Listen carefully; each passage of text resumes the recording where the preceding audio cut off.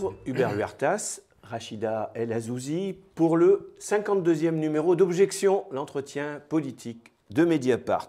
Cette semaine, dialogue social ou calandre grecque. Notre invité est conseiller aux affaires sociales auprès du patron du PS et il était il y a moins de 3 mois, si je suis bien informé, numéro 2 du syndicat UNSA. Bonjour Jean Grosset. Bonjour. Qu'est-ce que vous êtes venu faire dans cette galère politique, vous, le syndicaliste? Même syndicaliste, j'ai toujours eu des idées politiques, tout le monde le sait. Mais étant en mandat syndical, je n'avais pas de responsabilité politique. Qu'est-ce que je suis venu faire dans cette galère? J'essaie de faire en sorte que le Parti socialiste ait un contact régulier, un dialogue régulier, une réflexion politique et théorique sur les syndicats. Ce qui n'a jamais vraiment été le cas du... Vaste programme, hein, parce que depuis 3 ans, on n'a pas l'impression que ça a été la dimension prioritaire. Moi, je n'ai pas cet avis. J'étais précédemment en mandat syndical, mais je n'ai pas cet avis, compte tenu d'un certain nombre de choses qui ont eu lieu. D'abord, première chose, le modèle social français a été préservé.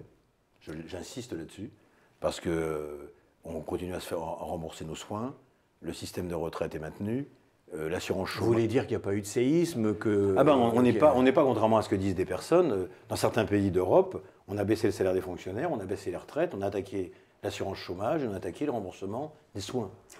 On a quand même attaqué l'assurance chômage, on a quand même gelé le point d'indice des fonctionnaires. Alors effectivement, c'est pas encore la Grèce ou l'Espagne, mais... Oui, on a gelé le point d'indice des fonctionnaires, mais les catégories C ont été augmentées. Et dans le déroulement de carrière des fonctionnaires, vous avez une augmentation de fait d'un certain nombre de salaires par le déroulement de carrière des fonctionnaires. Je pense que c'est... Mais ça suffit, ça, comme perspective sociale. C'est pire ailleurs. Non, pas du tout. Le maintien d'un modèle social est une vraie perspective. Le maintien d'un modèle social après son amélioration est une vraie perspective. Parce que, de vous à moi, de quoi ont besoin les gens qui n'ont rien? Quand ils sont malades, d'être pris en charge. Quand ils sont chômeurs, d'être pris en charge. Quand ils n'ont plus le temps de travailler, d'être pris en charge. Et enfin, lorsqu'ils ont besoin de protection, de droits plutôt égalitaires, de maintenir des services publics. Donc moi, Sur tous ces domaines, il y a une inquiétude, c'est-à-dire que la sensation que le service public recule, la sensation qu'il est de plus en plus cher de payer sa mutuelle, notamment. On ne peut pas dire ça. On peut pas dire ça. La loi de sécurisation de l'emploi aboutit au fait que les complémentaires santé sont pris en charge par les patrons. Ça a suffisamment fait hurler le MEDEF. Non, c'est inexact ça. Les fonctionnaires continuent à payer leur mutuelle, mais pas les salariés du privé. Donc c'est pour cette raison que je vous dis que, alors peut-être que le gouvernement ne l'explique pas suffisamment, ne s'explique pas suffisamment là-dessus, mais pour ce qui motive d'ailleurs dans le monde entier la création des syndicats, c'est ces 4 facteurs. Malade, chômeur, retraité, comment je suis pris en charge. Bon. Et je maintiens que ce modèle social qui est le nôtre, enfin moi, ça peut vous arriver, moi j'ai une mère âgée en Angleterre, elle a eu un accident pulmonaire au mois de juillet, en Angleterre, elle serait morte. Bon, on va passer aux travaux pratiques avec vous, Rachida. La loi sur le dialogue social. Oui, qui est examinée cette semaine par nos députés au Parlement. Et c'est une loi, donc, après l'échec des négociations, 4 mois de négociations infructueuses entre patronat et syndicats mal désignés partenaires sociaux. L'État a dû reprendre la main pour légiférer. Donc, cette loi sur le dialogue social est devenue un texte fourre-tout, où donc d'ailleurs on va discuter tout à la fois des intermittents du spectacle, de la fusion du RSA et de la prime sur l'emploi, et puis évidemment des instances représentatives du personnel. Du burn-out également, oui, à l'initiative de Benoît Hamon. Est-ce que vous vous y retrouvez? Alors, oui. Le point de départ de la loi de modernisation du dialogue social, qui fait suite à un échec des négociations qui ont duré en réalité pendant 5 ans, sur comment modernise-t-on le dialogue social. Le corps central de la modernisation du dialogue social, c'est quoi? C'est on simplifie les infos, ce qui était appelé dans le langage techno-syndicalo, social, les informations, consultations, c'est-à-dire il y en avait 17. Elles n'étaient jamais faites. Ça veut dire qu'une personne ne peut jamais les faire et avoir un retour sur les salariés qui sont censés contrôler un peu ce que font leurs représentants syndicaux. D'accord ? Donc il y avait une simplification des infos-consultations. Il y avait vieux sujet qui date depuis 20 ans du rapport Bélier, quand Martine Aubry était ministre du Travail, de la représentation des salariés de TPE, 4 500 000 salariés. 1 million à Paris, où on est là. Autour, c'est des tas de gens qui n'ont pas de représentation. Et enfin, la reconnaissance dans le privé, ce qui existe dans la fonction publique ou les grands secteurs publics, du parcours du militant syndical. C'est quelque chose qui est demandé depuis 15 ans ou 20 ans. Oui, ça existe. C'est mis à l'intérieur de cette loi. C'est le corps de la loi. Je voulais réagir comme ça, parce que ça a été simplifié. Dites-vous, on entend, à vous écouter, hein, que ces choses-là sont complexes. Vous dites qu'elles sont simplifiées, mais elles sont simplifiées à l'intérieur d'un fourre-tout où il y a absolument... Ah bah quand même, il y a quand même énormément de choses. Il y a 26 articles. Il y a 26 articles. Quel est le rapport entre ce que vous dites et la pénibilité? Quel est le rapport entre ce que vous dites et le burn-out? Excusez-moi. Et donc on peut avoir le sentiment qu'on a des écrans de fumée, quel rapport entre ce que je dis et la pénibilité ou le burn-out, dont on pourrait parler? Simplement, si vous avez des institutions représentatives du personnel qui fonctionnent, vous pouvez mettre ces questions dans un comité d'entreprise ou à vos délégués du personnel et qui disent « je suis désolé, le compte pénibilité qui doit être installé n'a pas été installé ». Donc vous pouvez tout à fait... Non, mais maintenant, oui, je considère que la manière dont étaient superposées des informations, consultations qui étaient impossibles à faire, demandées par les syndicats. Ça fait 5 ans que la CGT et la CFDT, les 2 premiers syndicats, demandent la simplification. Sur la simplification, vous avez accord de presque tous les syndicats qui demandent, parce que c'est les praticiens, c'est quand même ceux, quand je discute de temps en temps, y compris avec des députés ou avec d'autres gens, je dis, qui a été syndiqué? Je pourrais poser la question autour de la table, qui a été syndiqué? Vous avez été syndiqué? Vous avez été élu dans une instance représentative du personnel? Oui. Bon, vous savez très bien comment ça se passe. Bon, dans une entreprise, comment ça se passe, vous êtes obligé d'avoir des choses relativement simples qui vont au bout, où vous traitez des salaires, des conditions de travail, du plan stratégique de l'entreprise, c'est des questions essentielles. Donc ça, c'était simplifié. Deuxième partie des TPE, excusez-moi, mais c'est la première fois, c'est le seul pays d'Europe qui met en place une représentation de salariés de TPE. Parce que comment ça se passe dans les TPE, dans une petite boîte? Quand ils sont 3 ou 4 chez un menuisier, une blanchisserie ou un salon de coiffure, quand ça se passe bien, ça se passe très bien. Tout à fait. Mais quand ça se passe mal, mais la personne, on lui dit Geneviève, Marcel, Mouloud, Brahim, tu prends tes clous quand même. On aurait pu espérer que vous renforciez, que cette loi renforce, par exemple, les instances représentatives du personnel, notamment les CHSCT, qui à un moment donné ont été menacées, puisque pendant la négociation, le MEDEF voulait tout simplement en finir avec ce dernier rempart des salariés. Oui, mais vous fusionnez dans les boîtes de moins de 300 salariés, de 50 à 300 salariés, on va fusionner le CHSCT avec le comité d'entreprise pour une délégation. Non, la DUP, c'est pas ça du tout. Vous avez à un moment donné l'instance se réunit en CHSCT ou l'instance se réunit en comité d'entreprise. Vous ne fusionnez pas. Vous avez une instance unique. D'ailleurs, quand vous regardez dans la pratique, les femmes et les hommes qui sont en mandat syndical généralement sont les mêmes qui font cela. On m'a cité des exemples, on me dit pas du tout, c'est pas les mêmes. On nous dit la spécialisation des salariés sur la santé au travail. Je pense que c'est une formation qu'il faut avoir, mais moi je ne suis pas pour qu'on décale la santé au travail de la responsabilité de l'employeur. Le Code du travail a été modifié, ça s'appelle maintenant l'employeur est responsable de la santé physique et morale de ses salariés. Donc je ne suis pas pour qu'on décale. En plus, moi j'étais syndicaliste au départ. Je suis pour que le syndicat ait sa place. Donc si vous voulez que le syndicat ait sa place, il faut une coordination de vos élus DP, CE, CHS. Sinon c'est n'importe quoi. Il y a 2 dimensions au fond. Il y a une dimension technique, qui est la dimension par laquelle vous nous répondez, puis il y a un arrière-plan qui est un arrière-plan politique. Et cet arrière-plan politique, il se passe dans appelons-le clairement, dans une grande méfiance. Par exemple, et la méfiance peut venir des ministres eux-mêmes et de leurs arrière-pensées.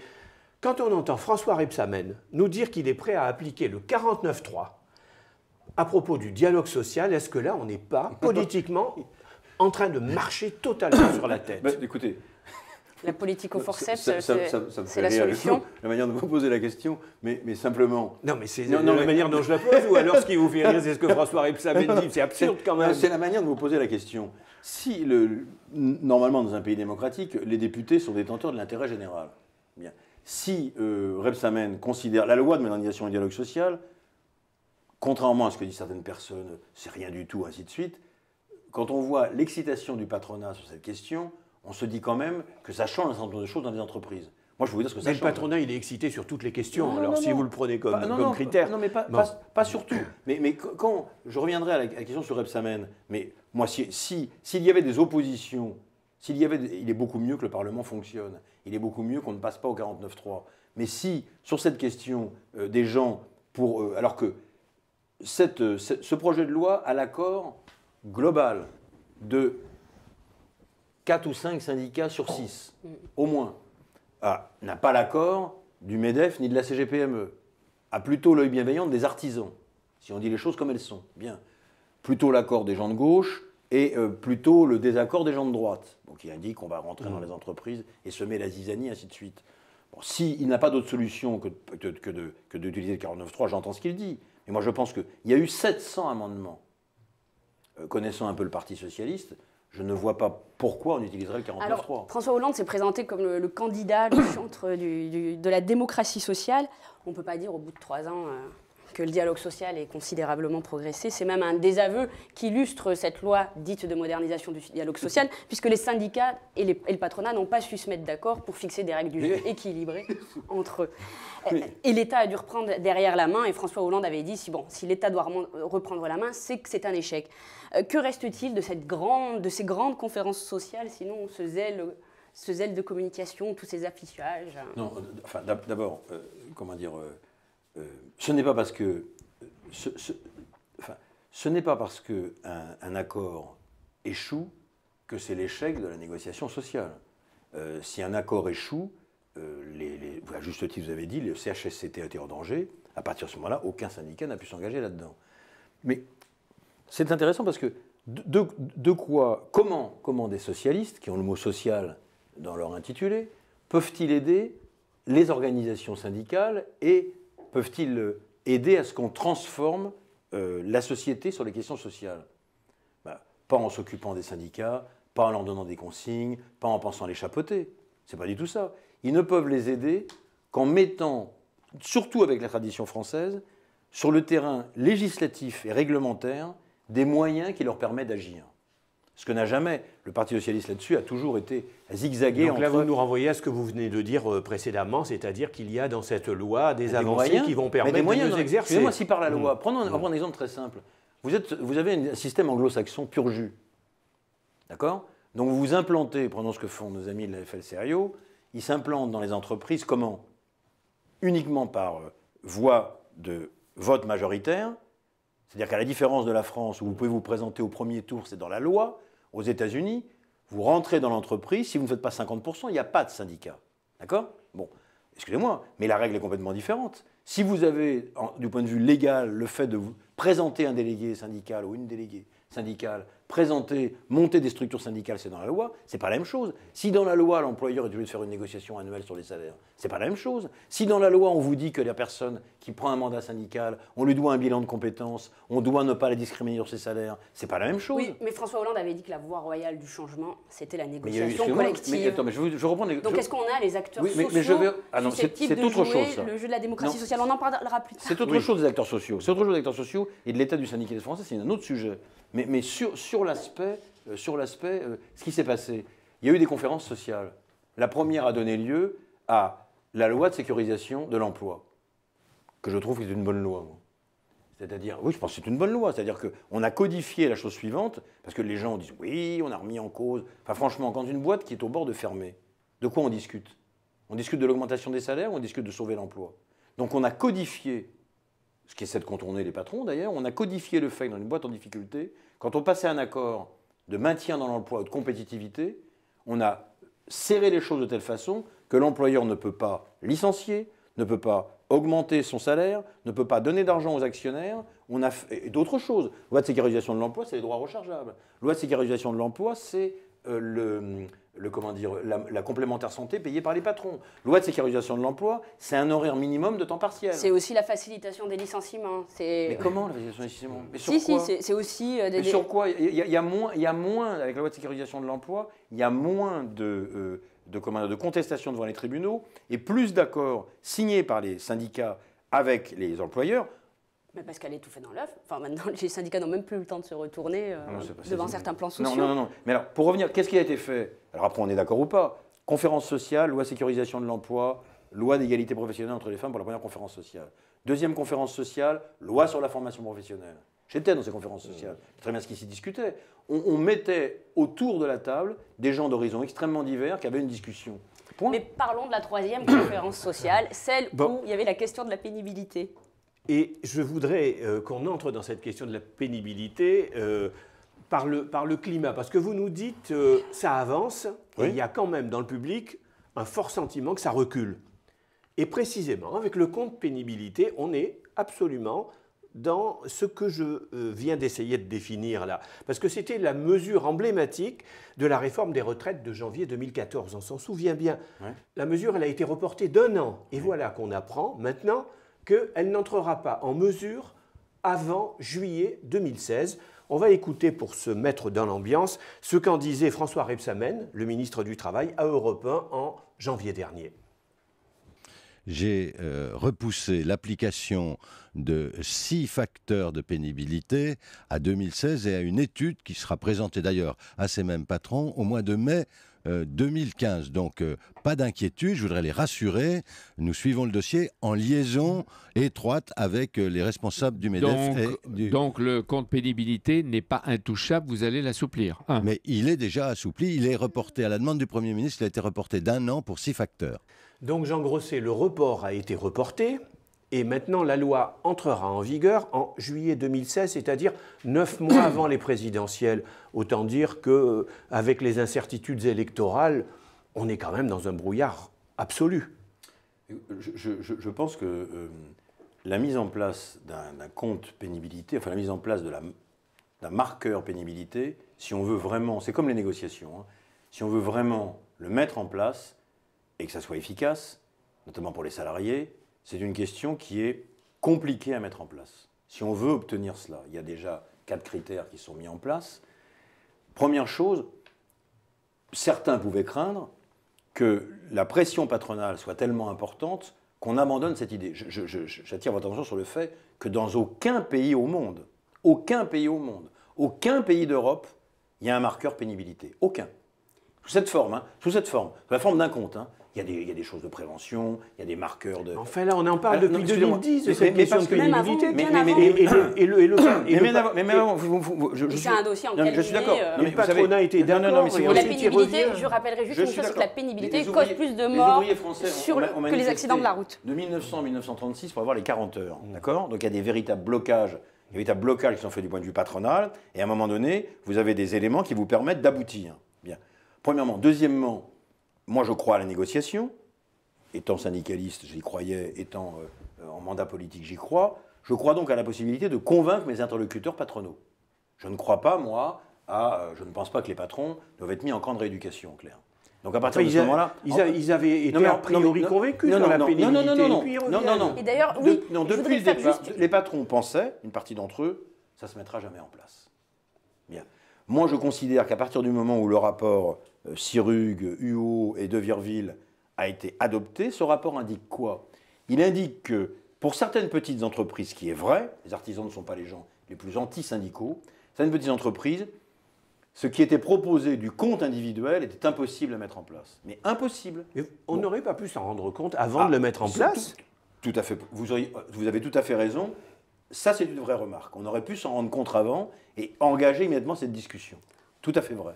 Mais à partir du moment où cette discussion est engagée, où dans un dialogue, vous écoutez un certain nombre d'employeurs, je pense aux artisans en particulier, je le dis, qui ne sont pas les plus antisyndicaux et les plus fous, vous dites on ne pourra pas le mettre en place. Il est défini à partir de ce moment-là, et ça doit être mis en discussion, mais des référentiels de branche. C'est-à-dire que chaque branche va définir des métiers, c'est beaucoup plus simple, qui sont pénibles. À partir de là, ces salariés, femmes ou hommes qui travaillent là-dedans, auront des points accumulés. Ça signifie quoi à la fin? Ça signifie qu'ils partiront plutôt en retraite.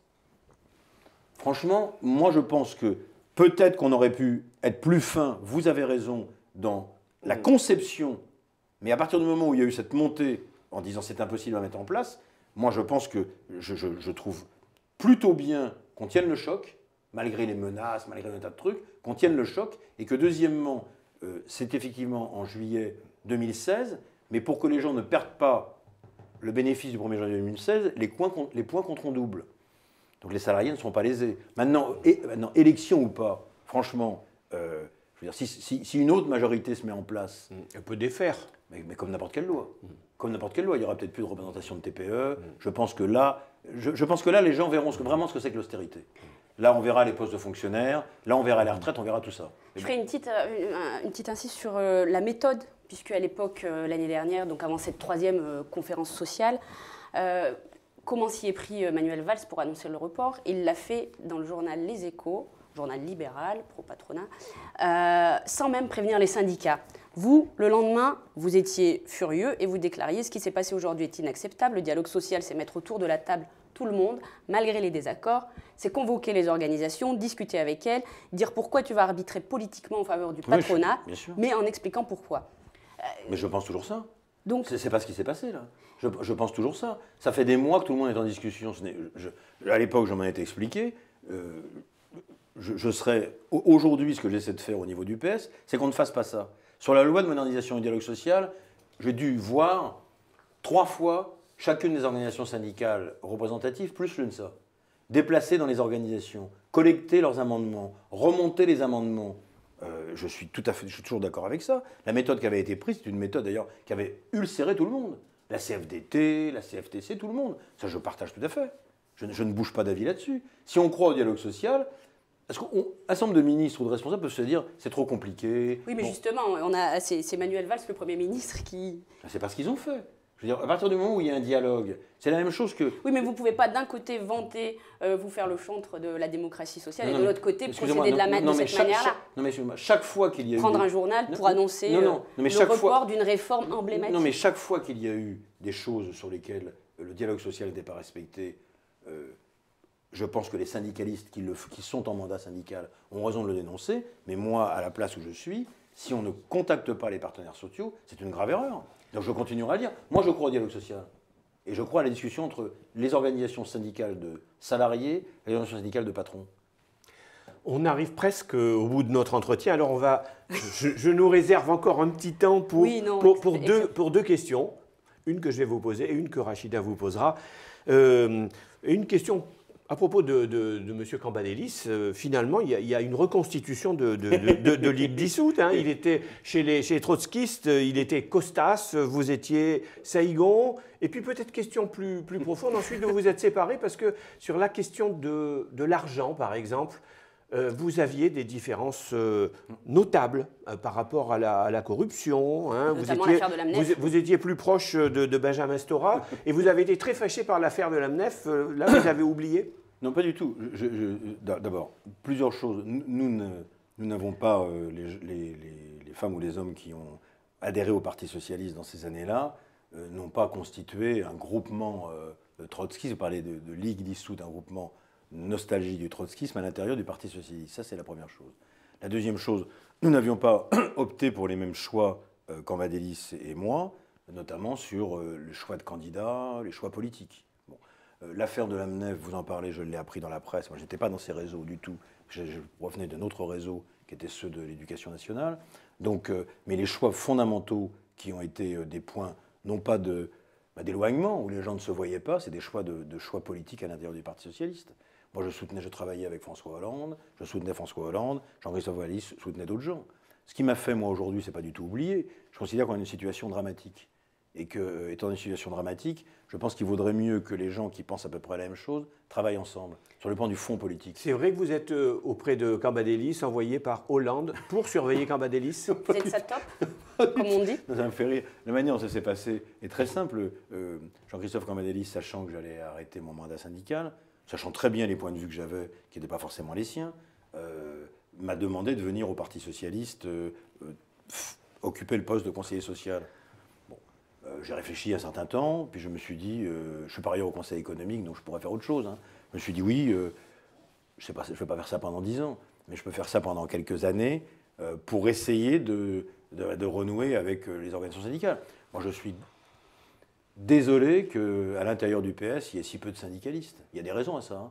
Il y a si peu de femmes et d'hommes qui sont en mandat syndical, quelles que soient leurs organisations, ils ne sont pas au PS. Ils peuvent être de gauche, mais ils n'y sont pas. Donc, je pense qu'il y a beaucoup de chemin à faire là-dessus, ce que n'a jamais vraiment fait le PS. Hein. Donc voilà la raison pour laquelle, mais il n'y a pas du tout de reconstitution de Ligue dissoute, chacun a ses idées. Et bien. Voilà. Donc question finale avec vous, Rachida, à propos d'une inspectrice du travail d'Annecy. Oui, je voulais évoquer avec vous cette affaire, c'est l'affaire Tefal, du nom du deuxième employeur privé de Haute-Savoie, filiale du groupe SEB. Donc il se trouve qu'on a une inspectrice du travail, Laura Pfeiffer, qui a ni plus ni moins fait que son travail en allant dans cette entreprise où elle a constaté que l'accord des 35 heures était caduc. Aujourd'hui, elle est traînée devant le tribunal correctionnel d'Annecy avec ce salarié-là qui a été depuis licencié pour avoir fourni ces documents-là. Elle est poursuivie pour recel de documents volés et violation du secret professionnel. De mémoire d'inspecteur du travail, c'est du jamais vu de voir aujourd'hui celle qui fait son travail, qui, sur le banc des prévenus, en lieu et place de la société Tefal. Le ministre du Travail, François Rebsamen, n'a toujours pas réagi. Christiane Taubira, la ministre de la Justice, non plus, sachant que les syndicats des usines Tefal, comme les syndicats du ministère du Travail, ont écrit force courrier et envoyé et mis en place un système de pétition. Est-ce que le Parti socialiste va soutenir cette inspectrice du travail? D'abord, j'apprends le cas en vous écoutant. Des inspectrices ou inspecteurs du travail soumis à des pressions, c'est malheureusement fréquent. Hein. Avant de venir vous voir, je recevais les syndiqués, les responsables CGT de l'EPR de Flamanville, où les inspecteurs, notamment à la fois les inspecteurs du travail, mais ceux qui traitent de l'agence nucléaire, ont été soumis à des pressions invraisemblables. Alors donc, bon, d'abord, il faut que ce cas me soit signalé, je ne le connaissais pas, bien évidemment. Deuxièmement, si les faits que vous indiquez sont avérés, bien évidemment qu'il faut défendre cette femme. Et son administration, si les faits sont avérés, hein, son administration doit effectivement... Les documents sont là, les témoignages sont là. Avérés, c'est relativement un gage blanc. Je crois que c'est un dossier assez simple. Hein, mais c'est très simple. Si les faits sont tels que vous décrivez, d'abord son administration doit se porter garante et la défendre, surtout si elle est mise au tribunal apparemment par l'employeur. C'est ce que je peux comprendre. Oui, tout à fait. D'accord.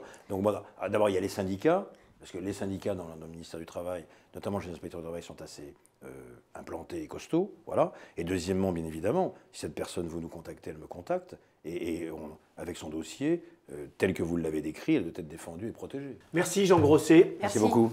Merci à vous, Rachida, d'avoir préparé avec moi et d'avoir...